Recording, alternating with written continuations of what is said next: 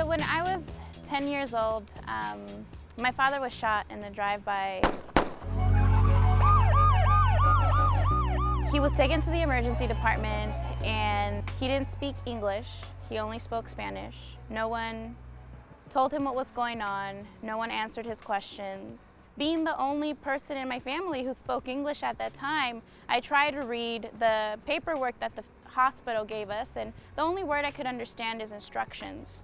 And I remember being 10 years old and thinking to myself, if I were a physician, if I were a doctor that could help someone under these circumstances, there's no way I'd be able to let them go home not understanding anything about what happened in the hospital and how to take care of themselves afterwards. Since that moment, I decided to go and pursue social, linguistic, and cultural barriers to access to care throughout undergraduate school, which fueled my passion for going into medicine. I think that as I started interacting more front lines in the healthcare profession, I realized that this was something that affected a lot of families. It wasn't just my father. It wasn't a single case. It kept happening over and over and over, and it was for multiple families. So I wasn't the only one in my community who interpreted for their families when their mother got diagnosed with cancer. I wasn't the only 10-year-old person who would go with their parents to interpret for their hospital visits.